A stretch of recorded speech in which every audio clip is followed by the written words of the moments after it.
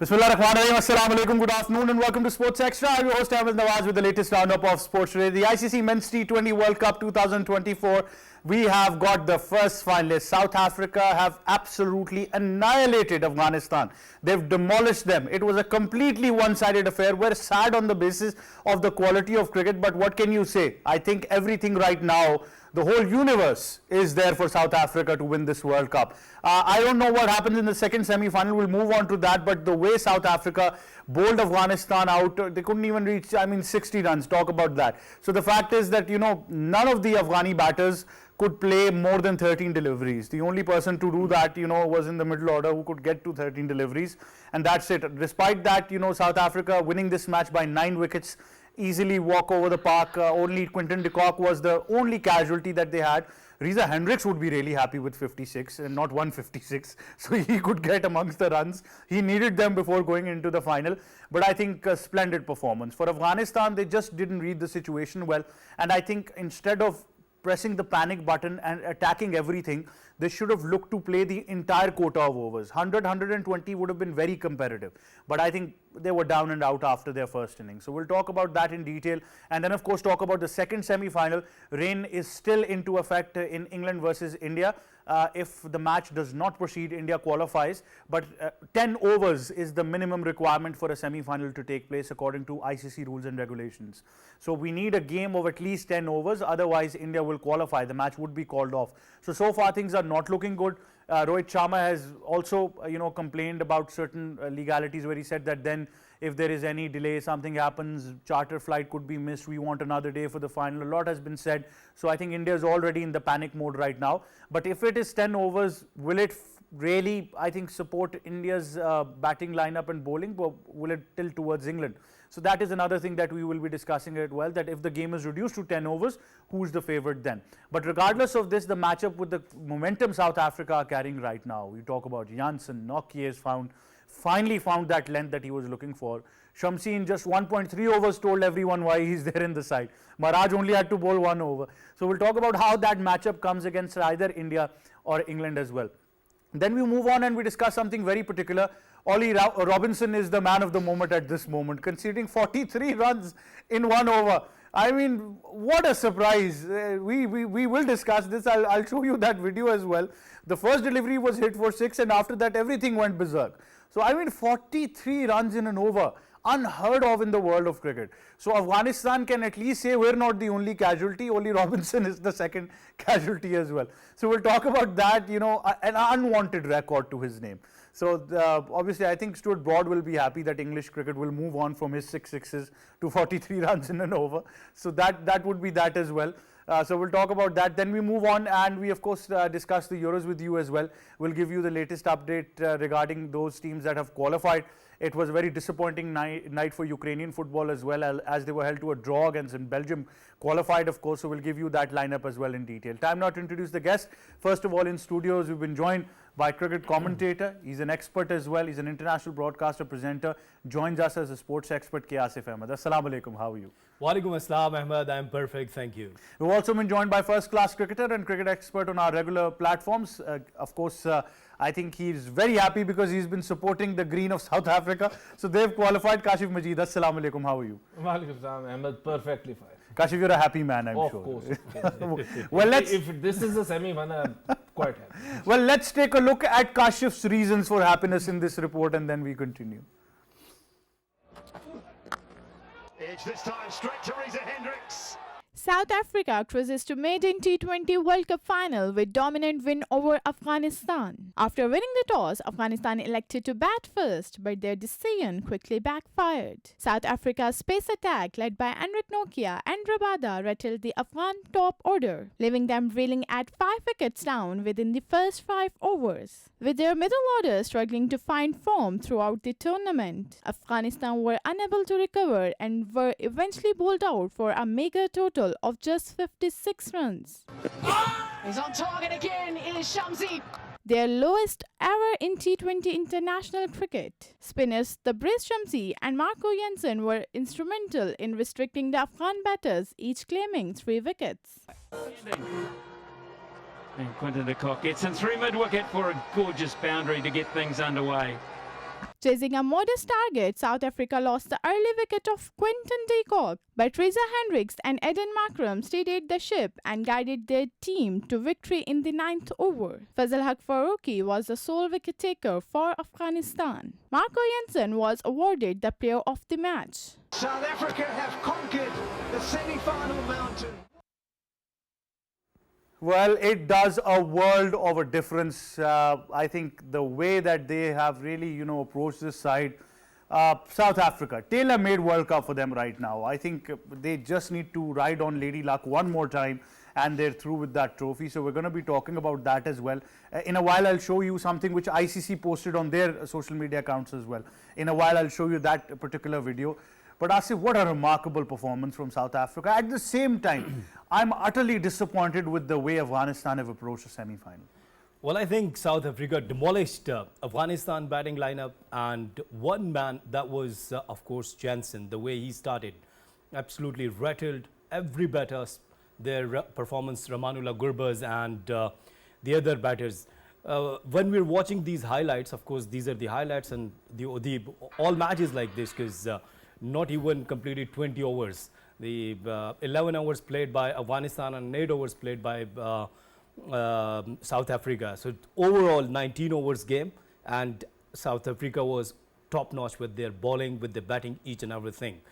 I think you should give credit to the think tank of South Africa, the way they have planned, they have worked out that where the weaknesses of the batters of Afghanistan. Ramanullah Gurbaz, we talked last night that he's playing well, he's improving day by day, he has performed well in this tournament, but the way Jansen got his wicket, that was remarkable, taking almost third slip and just bowling in that right area and forcing batter to just go and just chase.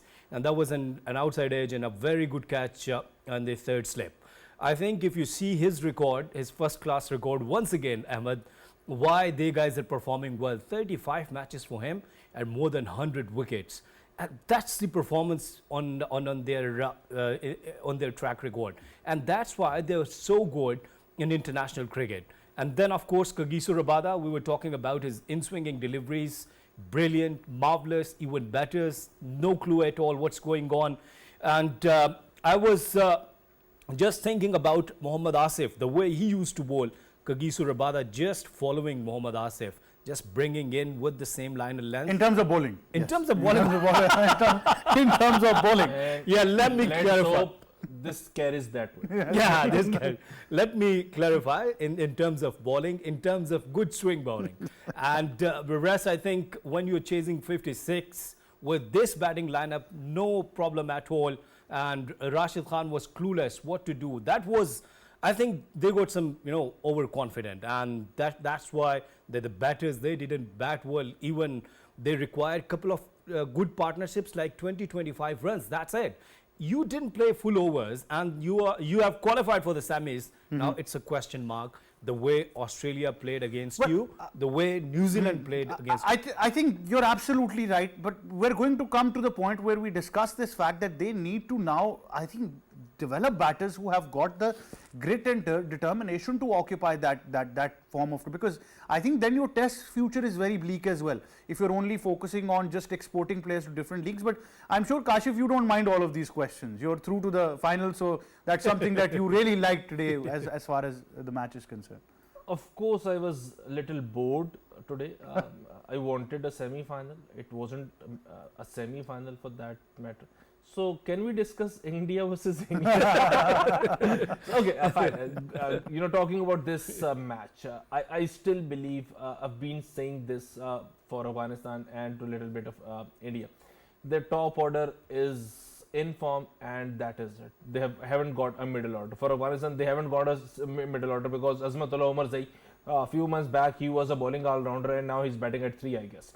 So this is how they have transformed him, because they haven't found a quality batter to occupy their screen. I still believe why Rahman Shah is not here. If he's fit, he should have been brought to these island, and he can be one of those guys that can occupy the crease, because he's played good. He's like Ibrahim Zadran, so most probably these 3 batters can put up a good batting show. But when it comes to the batting, the moment Rahmanullah Gurbaz got out and Ibrahim Zadran, and that is it for Afghanistan. We've seen against them doing the same against the West Indies, and when we talk about the West Indies, their bowling haven't been their strength.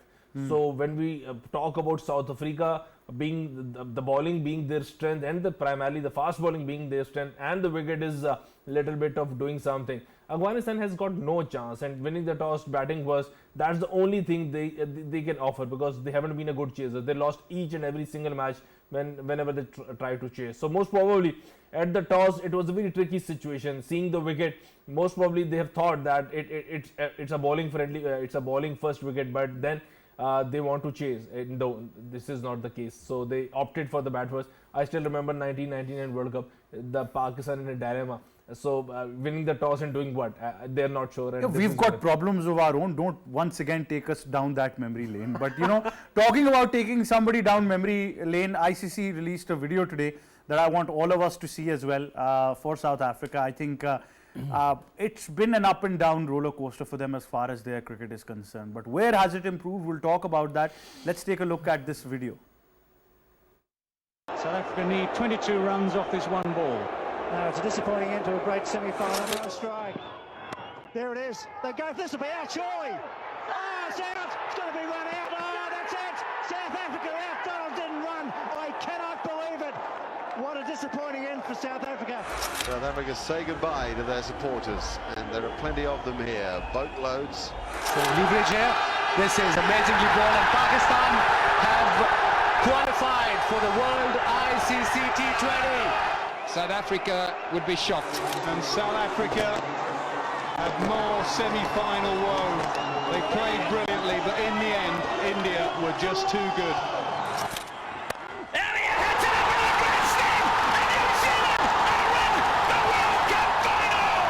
Utter despair for South Africa, who have played a full part in what has been a magnificent game of cricket. That might be it. Australia win the semi-final and make it through to their 8th World Cup final. Team excited. And Reza Hendricks does the honours. South Africa have conquered the semi-final mountain. One that has tripped up so many men's teams in the past. A date with destiny. The final frontier. They are heading to Barbados. South Africa are eventually in a World Cup final. And there you have it. All you need to know about that trip down memory lane. So Asif, some harsh memories for South Africa, but I think once you look at this World Cup, and you know, Kashif made a very important statement the other day about Markram's captaincy being the only captain who has tasted victory. Another thing that is right now going simultaneously, I don't want to jinx it, I would say mashallah, is that the last time he won a trophy for South Africa, he won all his games towards that trophy. This is the same thing happening right now. Well, I think ICC missed 1992. What happened with them when they required 22 runs? Yeah, that was the first part of that video. That was the okay. As we started from there. Okay, fine. Yes. And in 1999, I do remember that Kashif said that during that, when we were watching the video, Kashif said that I was so happy that Pakistan is not facing South Africa. And unluckily, we faced Australia and they won the World Cup. So, and I think South Africa, they have a history of chokers, but in today's game, they have said that no, enough is enough, and they played really good cricket. And Aiden Markram, I think an ideal captain so far in T20 format when we talk about, because he's leading from the front, and his decisions, using his bowlers so cheekily. That's so important, that when you're bringing your bowler, as the Brace Shams, you said that he has taken 3 wickets on 9 deliveries. What does it mean? It means that he has used him properly, that now it's tail-enders. He could bowl the wrong one. Batters couldn't understand either if he's coming with a flight, batters will go for the sweep shot. So top-notch captaincy from Aiden Markram. And then, you know, when you're giving confidence to your players and they're performing well, performing up to the mark and bringing victories and bringing good performances actually for your team, then you definitely taste the victories, as you said in your question. So I'm quite sure that either they will be facing England or India, anyone. I think they will give the tough time. India, so far for me, India is a very good side. They look so confident and they're performing so well. they will definitely, for me, they will qualify for the finals, let's suppose. And then that game would be 50-50 because the bowling lineup of South Africa, their bowlers are performing so well. And this is what we heard, and we know that when the bowlers are performing, they win the championships. Well, how much credit that think tank deserves, Kashif? Because I understand that Afghanistan were down and out, but if you look at the homework that South African bowlers or the think tank did, they knew that they cannot give Rahmanullah Gurbaz any room, so they targeted those stumps. The line and length was perfect. Having a second position at second slip, a leg slip, and almost between third and fourth a slip where they were getting wickets as well. Then I think if you look at Rabada, Nokia finally adjusted his line. So even that short of the length delivery was on the body. Nothing was wavered at all. First thing, I like the aggression with South Africa played. You know, playing a semi-final, you need your stars to step up. South Africa has got Henrik Nokia, Rabada and all those guys. And the way Nokia bowled a couple of deliveries to Rashid Khan and having a stare and having few words towards Rashid, that is what I wanted personally from South Africa, because they've been so gentlemen throughout. I still remember those Alan Donald days and then the Dale Steyn days, but this team around, we haven't seen this from these lads, and this is very good, you know, playing aggressive brand of cricket when it comes to bowling. Second important thing, you talked about their think tank. I precisely, for me, they haven't have to work hard for this because they just only have to get two batsmen. Rest of them will soon follow them. This is it. You got Rahmanullah Gurbaz out, you got Ibrahim Zadran out, and there is no one else to stay there and to play even 20 overs. This is what Afghanistan is made of, and we have been seeing this throughout this entire tournament. But important thing is, I precisely said this in the last time, when we talk about Australian bowling, Mitchell Starc suits Rahmanullah Gurbaz or Ibrahim Zadran because he's one guy who's bowling deliveries fuller towards the stumps, and both of them like to hit straight down the side screen. But when it comes to Nokia, Rabada, Jansen, everyone is, you know, a little bit of shorter length. Jansen do put a few balls to find out the swing for any swinger to the right hand, but if not there, he can hold his line back, and this is where they struggles, and this is where slips come into action. And I precisely said this match a tailor made for the South Africa. The pitch is tailor made for South Africa. Afghanistan with only two batters, in-form batters, and only two prime batters in the lineup, they have no match for South Africa, and a clinical victory. After all, a comprehensive victory for South Africa going in this World Cup, because every single match before this was ended in the last over of the last ball. Even playing against Nepal, they played against Nepal with the same zeal and sets the way they played against England or West Indies. So this is the, I guess, the first victory which is comprehensive for them, and that will give them a boost for the final. And let's take a look at those 10 wickets in this highlight reel that we've got, so we can of course discuss them further. Edge this time straight to Reza Hendricks. Jansen strikes and it's a big one. Getting fully forward. That's it, bowled back through the gate. Right left. Oh, back through the gate. Rabada into the attack and into the action. South Africa all over Afghanistan here in the Akram earlier. Oh, another one back through the gate. Kagiso Rabada.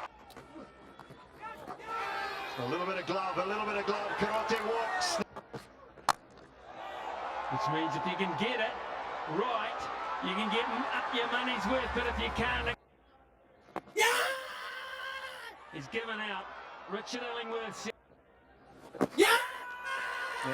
Oh, he said that it's out. Another one for Nokia and South Africa.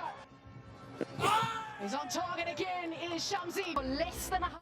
There you have it, all the 10 wickets that we're talking about. Asif, interestingly, I want to, ask you something very particular.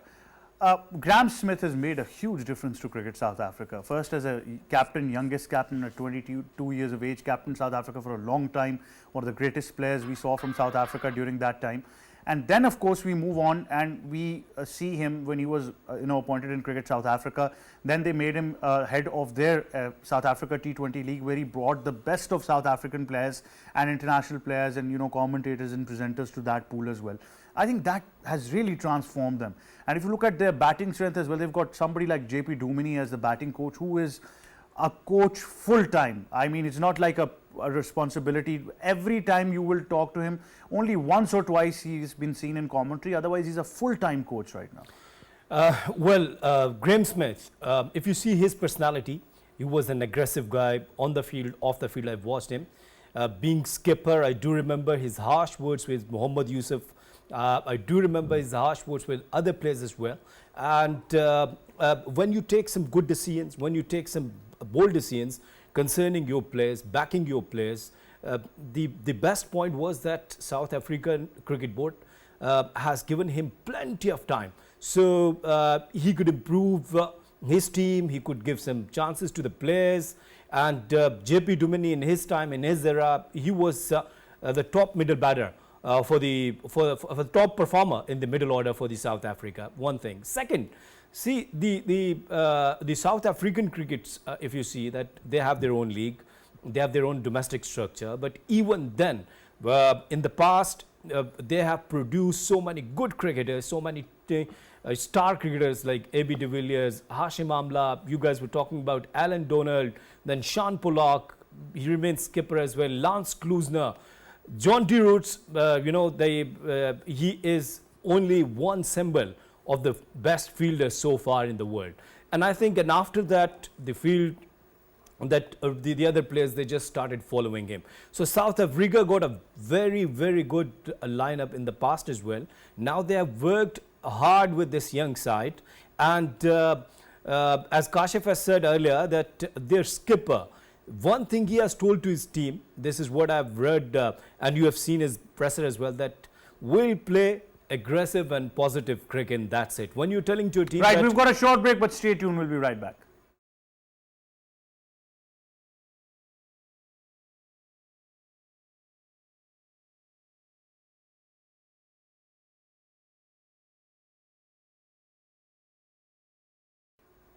And welcome back, and of course now we move on to the second semi-final, which is between England and India to get whoever's going to face South Africa in that all-important final of the T20 World Cup. The fact is that rain is still into effect, and if a minimum of 10 overs is not possible, India automatically qualify.